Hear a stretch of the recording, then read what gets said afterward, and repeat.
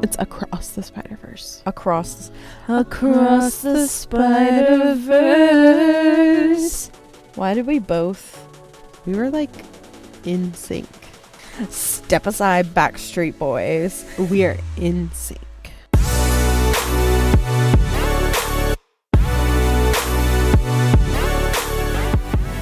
Hello, and for the second time this week, welcome back to the Ride Home Podcast. My name is Abby. Hey guys, it's Caitlin. We had to sneak into the theater tonight because I'm about to go out of town for the weekend, and I needed to see this movie in theaters before I left, and that is Spider-Man Across the Spider-Verse. Indeed. I am obsessed with Spider-Man Into the Spider-Verse. It is one of my favorite superhero movies of all time.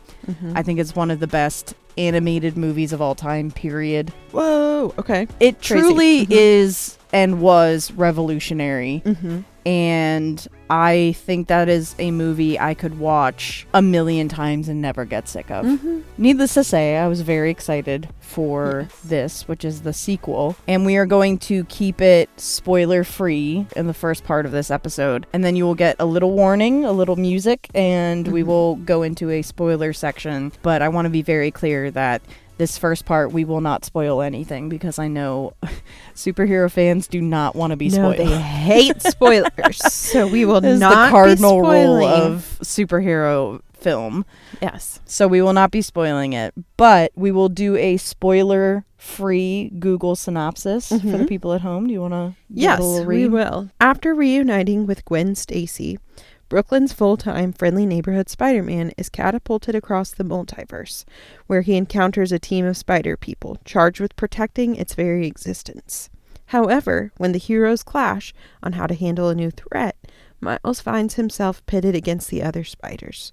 He must soon redefine what it means to be a hero so he can save the people he loves most. So what that synopsis has in it, which is also in the first movie, this might be a spoiler if you've never seen the first movie, but it was established in the first one that there is a multiverse. Yes. Where there is a Spider-Man in every universe. And you meet various versions of Spider-Man. So that is in this one. It is in the first one. And so we are going to be able to talk about that as a concept openly. Okay. So that is not a spoiler. Okay. I'm mostly saying that for you. Okay, well, that's good. I need to know what I'm allowed to talk about and not allowed to talk about, so that's very helpful. Also, real quick, I just noticed right under the Google synopsis, the budget for this movie. What's your guess? Oh, man. What do you think the budget for this movie was? $150 million. It was $100 million. Yeah. I mean, I believe it. That's a lot of money. I mean, did you watch the same movie? Lord. No, I absolutely did, but good Lord. And fun fact, someone we went to college with who was in my film program, who literally sat next to me directly on my left in my first film class, Vito Ferber, was a animator on this project. Yeah, so we saw his name. We saw his name in the credits, and we were Hi, so Vito. excited. Hi, Vito. I don't know if you listen, but we love you, buddy, and congratulations. That's awesome. This movie brings back the main cast from the original movie and also added some very big names to the cast. I'm just going to list them all out, and if I matched everybody's name with their character, we would be here for 4 hours. So I'm just going to say the big names because they're big names. Huge names. So Miles Morales is played again by Shameik Moore, and Gwen Stacy is again played by Haley Steinfeld, who we love. Love you. And then we also have Oscar Isaac, Jake Johnson, Issa Rae, Brian Tyree Henry, Rachel Dratch, who her character was Rachel Dratch. Yes.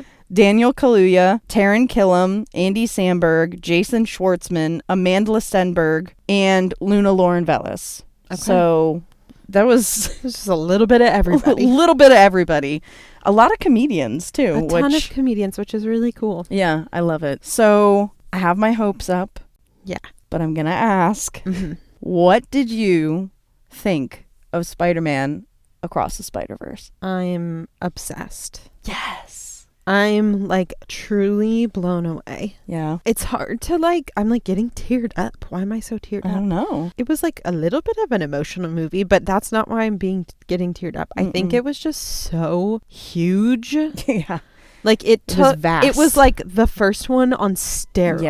Yeah. Mm-hmm. And like the animation and the editing was like fucking out of control. Yeah. Like absolutely out of control. And I think also seeing this in RPX made it 10 times better. Yeah, I would suggest seeing this on the biggest screen that you like can see it on. You need to just be like submerged in this movie. I was a little disappointed our theater, I felt, had the audio turned down a little bit. Like, Really? I felt like the volume was a little quiet. I'm also like deaf, basically. I could hear just fine. You did? Okay. Our seats were rumbling, so Okay, maybe I'm wrong. yeah. I wanted to be like blown away. Like, I wanted there to be You vibrations. wanted like your hair to be like flying Yes. around because of how loud it was. Oh Yes, my I did. God. I wanted to be sucked into the movie, but You weren't. I wasn't. A little bit. Just not as much as you wanted. Just not as much as I wanted to. Yes. So to wrap up my initial thoughts, Yeah. incredible. There's so much to talk about, and there really wasn't anything that I didn't like about it. So I'm curious though, because we have talked about before on the podcast and just in like real life about your trepidation with multiverses. You can correct me if you disagree. I feel like both the first movie and this movie have the most easy to understand representation of the multiverse. And it's very simple and easy to follow while also being completely extraordinary and just like a marvel to watch. I have to completely agree. I was thinking the whole time, why is this not overwhelming me the way that I got overwhelmed in Everything Everywhere All at Once?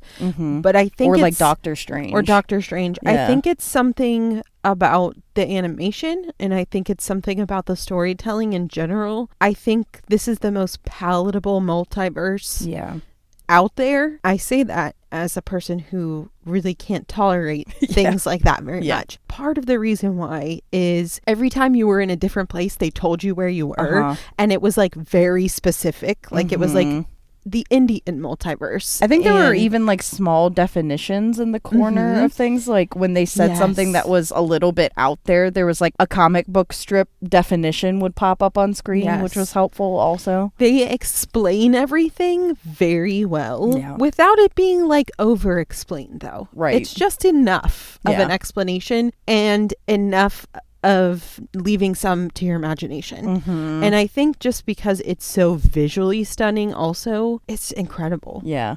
Like, this is the multiverse I can get on board with. Yeah. I think I had some pretty big expectations going into the second movie, loving the first one as much as I do. And I have to say, like, it lived up completely to the first one. And I don't think I'm at a point where I would, like, put one over the other. It almost feels like you were watching the same movie. Some films that do, like, trilogies or multi-part pieces feel like they're all, like, individual separate movies. Like, even in Harry Potter, for example, you have a different director for every movie almost. And so even like the look and the feel and the tone feel different. This, it felt like I was just coming out of the first one and into this one and eventually into the third one. And I love that about it because I don't even think it's necessary to be like, oh, this one was better than this one, because it feels like it's one story. I agree. It's like very fluid. Yeah. And it truly, this is going to sound very like, I promise I'm not trying to be pretentious, but it's like truly an extension of the first movie. Yeah. And in the best way possible. And I think absolutely I would also put them on the same level. Yeah. Like it's like this is as good as the first one. And to me, I mean, I might have to watch the first one again before I can confidently say this. Right. But to me, I do, of course, feel like the animation and editing was like amped up way more. But that's just with time and just a bigger budget and just all of those things that comes with like naturally. Yeah. I mean, they definitely like perfected the art of that style that they were creating, which I still think that like I've never seen anything like it. No. And I hope no one tries to do it because I don't want them to. Like I don't either. I want it to be like this its own thing. Yeah, its own style and its own thing. And I really agree with what you were saying about it being an extension, because my thought process was like it felt like it was just building on the first one, where we had the same characters, but we were kind of fleshing them out more and learning more about them and getting to know them more. And the animation, of course, was like the same style, but like you said, like more developed, and the editing was insane. And I think one of the aspects of the movie that the first one also was very successful at, that this one was successful at, is that it's grounded in just really good storytelling. It's not just this visual spectacle. It really does have an extremely likable hero and extremely likable friends to the hero, and very interesting villains and side characters, and there's no part of the movie where you're just like, I could have like skipped that. Exactly. It is like I'm holding my hands like everyone can see what I'm doing. You're holding your hands like you're praying. I'm literally picturing, like the new thing where like people like do the hand holding emoji and like put a word on each side to like represent like, or it's like me shaking hands and like whatever, like shaking hands. This movie and the first one is literally art and storytelling, like holding hands to the next level though. And I think that's why like I keep getting like teared up thinking about it, because it is very overstimulating, but to me it's just like so different and unique than what we are used to seeing in animation, and it truly is beautiful to look at, every part of it. There's some shots that are like outstandingly gorgeous, insane. Absolutely. Even like in the credits I was like, oh my god, that's beautiful. Like it's just crazy to me that you can accomplish this level of animation. My mind is blown. I'm just like so emotional about it, because I think, well, one, I have a dysregulated nervous system. So like you're just a little overwhelmed right now. It's like, fine. I'm like bubbling up with how amazing this was. And I didn't tell you what I was doing, but I looked up the tomato meter and I was like, okay, good. I just needed to make sure I was having an appropriate reaction because I was absolutely geeking out. And I was like, okay, is this just because I have ADHD and that was awesome? Right. Or like, is this like actually good? And it's a 95%. Rightfully so. Yeah. Oh, absolutely. I think another aspect of this movie, which again was a strong part of part one, I'm just going to call it part one at this point, and part two. The music is so good. It's a mixture of like contemporary songs and also like thematic soundtrack where like, there are specific themes for each person and all that. But I really love just the atmosphere that the soundtrack builds. Watching these like extravagantly choreographed fight scenes with like a hip hop song in the background. There's just something so captivating about that it just feels so different from your typical superhero go punchy movie where it's like, Captain America music in the background, like bum ba bum. Like it's not that. And it just fits the vibe of this movie so well. And it feels like you are in like a New York City and you are experiencing like a teenager's story. It just makes it real. And I love that about it. And I think that's so interesting that it is a animated movie. But it does feel a little more grounded than your typical like Marvel superhero movie that's live action. Yes. And you know what's crazy? I had a couple of moments where I had like a fake out and I forgot that it was animation because A, the animation is amazing and it looks very realistic, but B, it feels like you said so grounded and just so authentic that it feels like these are real people, like actual people and not cartoon characters, which is what they literally are, but like they feel like real people, which is insane. So I think I know what both of our popcorn scores are. Do you want to say it on the count of three? 1, 2, 3. Large popcorn. Un grande, por favor. Which, it was my birthday yesterday, so I got a free large popcorn. So we had a large popcorn for our large popcorn. And can I just say, they literally popped off. Yeah, they did. No pun intended. That was the greatest popcorn I've literally eaten Ever had. anywhere at any time of my life. Correct. I'm sad because I'll never have popcorn that's that good ever again. I saw them popping it fresh like as I was Dude. ordering it, and I was like, oh my god, this is gonna be amazing. But it's like sometimes it's freshly popped and it's not salty enough and the butter's not hitting right. This was the saltiest fucking popcorn of my life. The butter was amazing. I'm just like 10 out of 10 experience tonight. All around. I felt God in this Chili's again. You felt God in this recall. Yeah.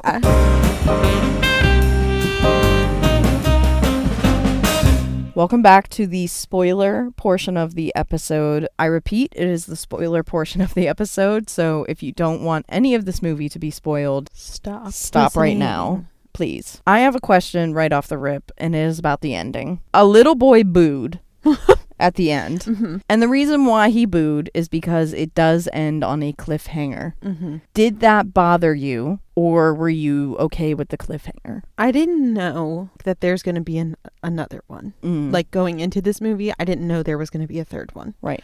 So I was like, okay, are they going to like wrap this up, or is there going to be like something else? I saw you after check this? your watch at one point because you were like, Because I was like they're getting somewhere. I was trying to time out the story. I was like, where are we at? It doesn't feel like it's ending, but the time says it should be ending soon. So I was like, okay, so clearly we're not wrapping this up. So I was not really bothered by it. Yeah. I'm okay with, I mean, I think it's just part of the intrigue of it, you know, like it's just like, okay, well now we have to see the third one because we need to find out what happens. Right. The person next to us was not okay. No. He was like having a whole entire crisis. What was happening? First of all, he was just particular. He was a very interesting person. He was eating his popcorn off the ground.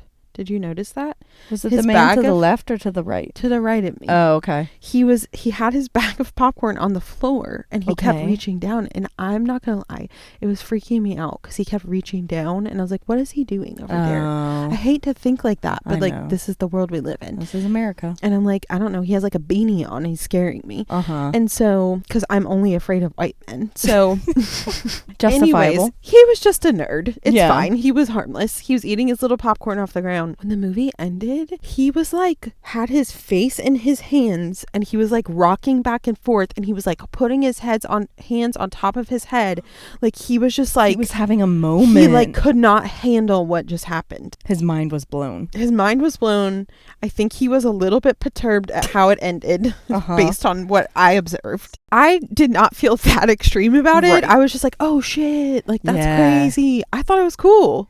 I thought it was great. And again, what we were saying in the first half of this episode is that since it did feel like such an extension of the first one, I don't mind it being like an episodic trilogy instead of it being like 3 separate movies that all have their wrap up and all that. And there is a very infamous, it's probably the most infamous cliffhanger in superhero history when Thanos snaps and everybody or half of the world disappears, basically. I feel like this, for a cliffhanger, is nowhere close to that. Yeah. And so people can't, like, he needs to calm down. The man next to you needs to calm down. I will say, though, the reveal of Miles being a villain in another universe was badass. And I can't wait for part 3. I know. Well, see, and that's the thing, too. I was just thinking, it being a cliffhanger just means we get to experience this again. More. Yeah. Which is, like,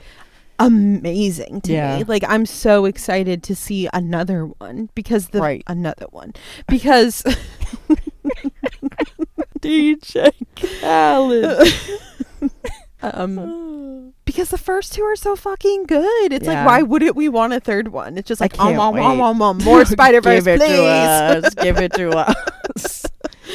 I definitely enjoyed that more than I've enjoyed like any Marvel like live action movie in the past 3 years, probably. Like, it's been a while since I've loved a superhero movie quite like that. Since Shang-Chi. Yeah. But I did think it was interesting because this movie was the confirmation that this universe takes place within the broader Marvel universe. Mm-hmm. Because there were little Easter eggs as we were traveling this vast Spider-Verse where you would see clips of the live-action Spider-Man, like the ones that we grew up watching. Mm-hmm. There were no Tom Holland references I caught. There weren't any, just but Toby and Andrew Garfield. Mm-hmm. Yeah.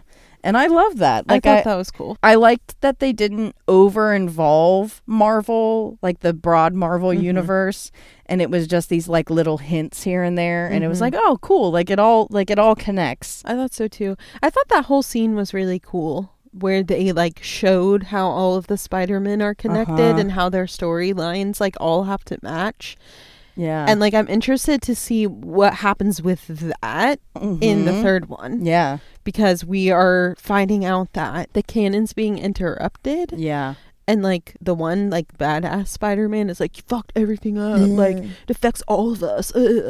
And like he's like, well, do you know that for sure? And like Miles is like trying to push the boundaries, and I'm like, I want to see what happens. Like maybe he's right. Maybe everything's gonna be okay. Well, and we also found out that the spider that bit Miles is from a different universe. Yeah, that was so and crazy. So he was not supposed to ever be Spider-Man. And so basically they're wondering if this whole pattern of like having somebody close to you die isn't going to come to fruition because it comes to fruition for every other Spider-Man, but technically speaking he wasn't supposed to be Spider-Man in the first place. Crazy. That was wild. I loved everything because they mentioned it briefly. The villain Spot mentions it briefly because he was a scientist that actually brought this spider into the multiverse.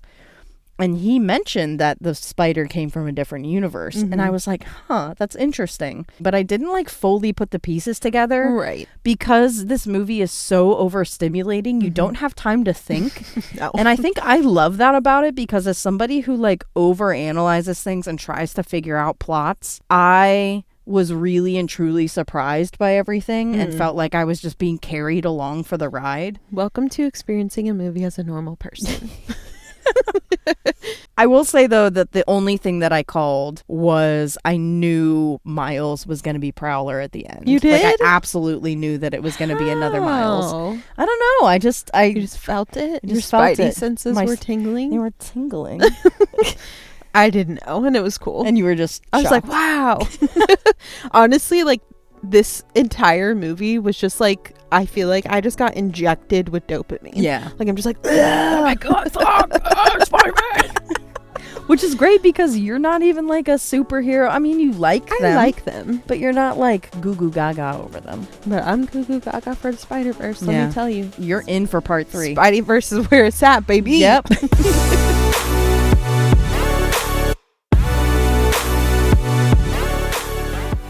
I ate so much popcorn that I feel like my lips are gonna fall off. Have you ever, like, I feel like they're like burning off from the salt. From all that salt. I ate so much popcorn. Listen, I have seen people eat a full bucket like by themselves before. We didn't even finish the full bucket, and like both of us were literally just going like, no, like. I don't understand. If you can finish a full bucket of popcorn, like a large bucket, I'm impressed. I'm so impressed by you. Like, sign up for competitive eating. Eat hot dogs at a contest. Please. If we have any advice for you this weekend, it is to also get yourself a large bucket of popcorn and go see Spider-Man Across the Spider-Verse. If you haven't seen Into the Spider-Verse, make sure you watch that first. I don't think you could just go into this one blind. It would be... You need some context. You need a little context. But there's some movies coming out in the next couple of weeks that I haven't fully planned out how we're going to watch and review them all. So I'll keep Instagram We'll posted. just see. Yeah, we'll see. We'll find out. It'll be a surprise. We're along for the ride ourselves. Yeah. The ride home. Ooh. We hope you guys have a fantastic weekend, and we'll see you guys next time. Thanks for joining us on the ride home.